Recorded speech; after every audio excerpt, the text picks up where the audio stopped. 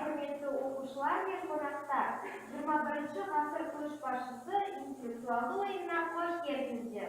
Здравствуйте, дорогие ребята и гости. Мы рады приветствовать всех присутствующих на интеллектуальной игре Лиги 21 века. Представляем участников игры. Это учащиеся 8 Б класса. Тышкевич Яна, Хитрик Дарья, Сурков Артем, Баймагомедов Ахат. 8-ші А сынып оқушылары Ержан Олар, Сатарова Айдера, Куантай Мадина және Идрисов Асхат. Учащиеся 8 Б класса Арапова Наргиз, Мадиева Анель, Тинчикерей Есай, Корнет Алина. Қазлар Ахмет таныстыруға рұқсат етіңіздер. Олар Муканова Амира, Буйдаған Смышан, Марат Саркидович. Ойын балдық жүйеде бағаланады. Оценивание производится в бальной системе. Ойын басталмастан бұрын тергізу сатысын жүргізіп өтейік. Чтобы у нас в течение всей игры было приподнятое настроение, мы предлагаем вам минутку.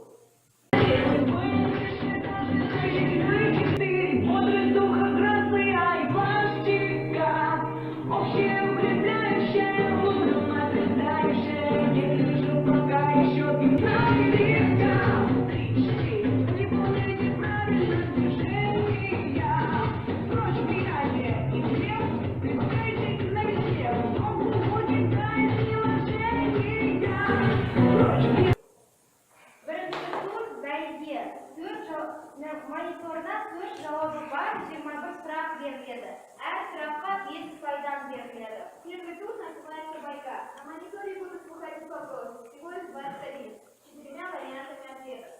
Қолдарыңызға тест пульстерін алып, тест сұрақтарына жауап беріңіздер. Возьмите в руки пульсы, с помощью которых вы будете давать свои ответы.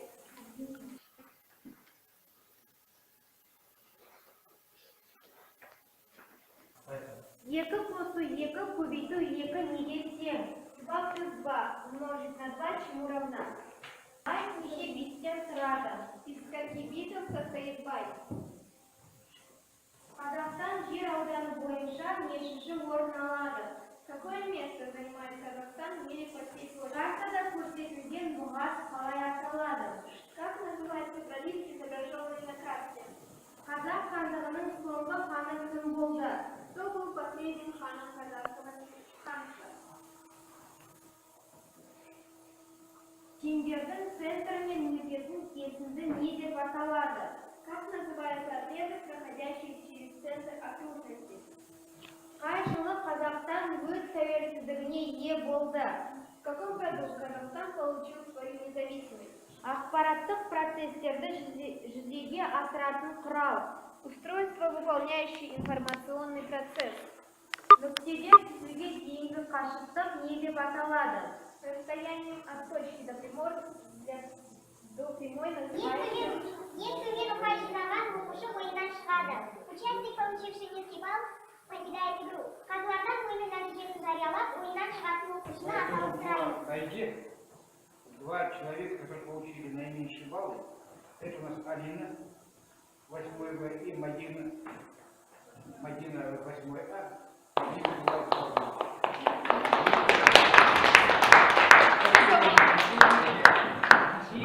Алина.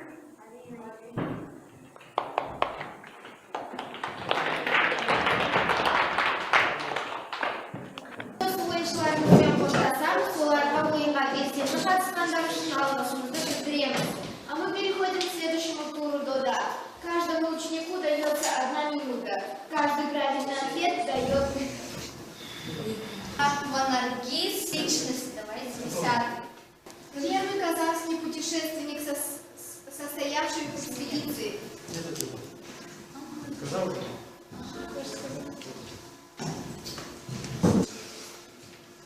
Пословицы, поговорки. 10.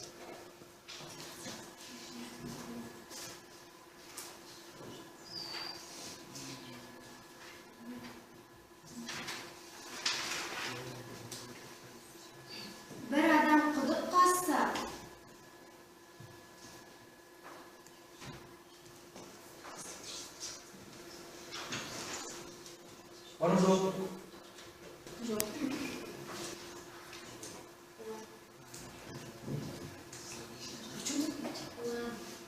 Жоқ.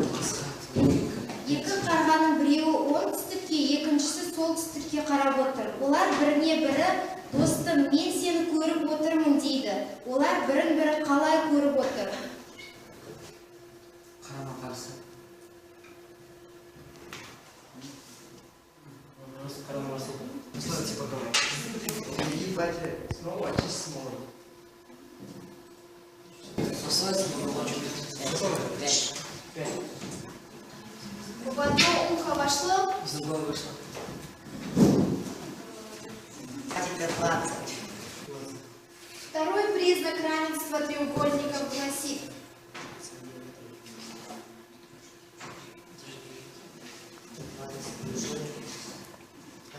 Есть ответ? Есть 3 вершины. Все? Да. Пословицы и поговорки 15. В чужом глазу сучок видим.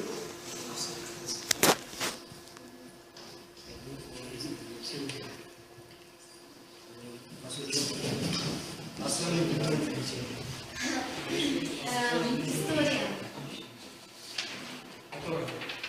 История 5. Основатели Казанского ханства. Ханабухари.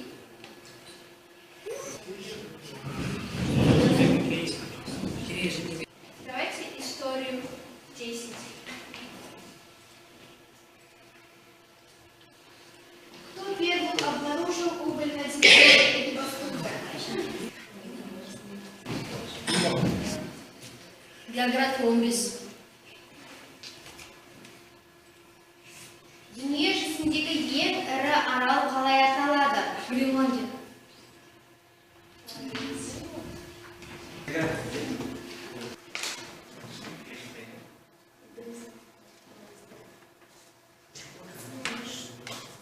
Наука, изучающая строение Земли.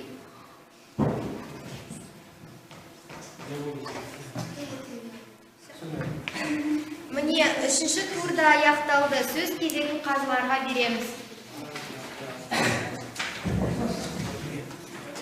Через подходите.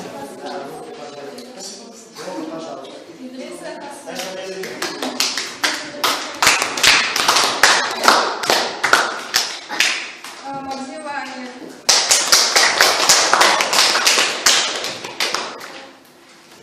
Арапова Наргиз.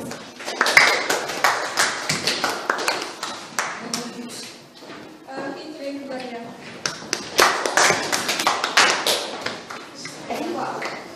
Әр бойынша 1 минутта сұрақтарға жылдам жауап беру керек. Әр дұрыс жауап үшін 1 бай беріледі. Қазылардың мұқият болуын сұраймыз. Первый месяц осени. Весна. Чем? Осень, сентябрь. Чем меряют температуру человека? Градусник. Цвет флага Казахстана. Синий. 8 плюс 12. 20. Нормальная температура человека. 36 градусов. Прямоугольник, у которого все стороны равны. Квадрат треугольник. На каком материке пересекаются все меридианы? Не знаю. Первый космонавт в мире. Самый крупный город Казахстана. Вода. День первого президента. 1, 2, 3, 4, 5, 6, 7, 8. Қай жылы Қазақстан тәуелсіздігін алды? 95. Қазақстанда неше облыс бар? 14. Ең қарапайым геометриялық фигураларды ата. Үш шаршы, 4 үш. 9-ға кері сан. 6. Тепе-тең қатынас қалай аталады? Білмеймін. Қыстың соңғы айы. 90. Бүкіл меридиан қиылысатын мұхит бар ма? Тұңғыш Қазақстан ғарышкері, ғылымдар атасы. Геродот. Ең кіші құс. Нені айналады? Жерді. Футболда немен ойнайды? Доп. В каком году Казахстан получил независимость? 1995. Сколько областей в Казахстане? 14. Простейшие геометрические фигуры. Треугольник квадрат. Как называются равные друг другу отношения? Не знаю. Последний месяц зимы. Январь. Ой,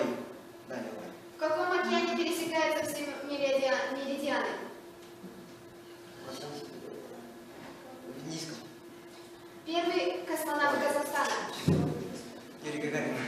Сколько битов в одном байте? 8. Чему равна произведение взаимообратных чисел? Не знаю. Спутник Земли. Луна. Чему равна сумма взаимообратных чисел? Не знаю. Сколько суток в году? 165. Какой ныне год по восточному календарю? Не знаю. Река в Астане. Участвуем еще играть.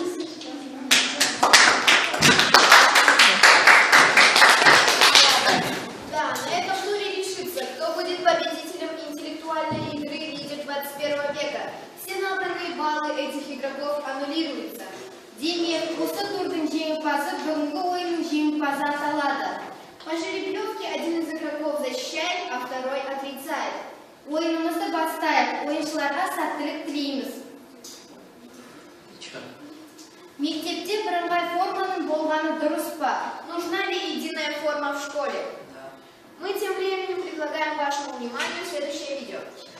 В школе необходимо, нужна необходимо для того, чтобы чтобы все были едины, потому что даже некоторые одеваются, у нас было как белый верх, черный низ, а некоторые одевали, допустим, джинсы, ходили, и как-то было у некоторых разногласий, и кто-нибудь одел, и ему замечание, допустим, дали, он говорит, а тоже типа ходит. И единая форма нужна для того, что еще некоторые могут позволить такую одежду, а такую не позволить, подороже, у кого-то может меньше имущества. И единая форма нужна для того, чтобы еще все школы, чтобы мы все были едины и чтобы было различие между Я считаю, что единая форма не обязательна для именно школы, так как в школе главное это знание, тяга к тому, что ты хочешь знать и любить то, что ты делаешь. А еще в школе главное это не красота, а твой ум и разум. Да, не отрицаю, что единая форма, так скажем, нужна для красоты, для понятия, что это, допустим, такая-то школа в такой-то форме, чтобы была ясна для народа.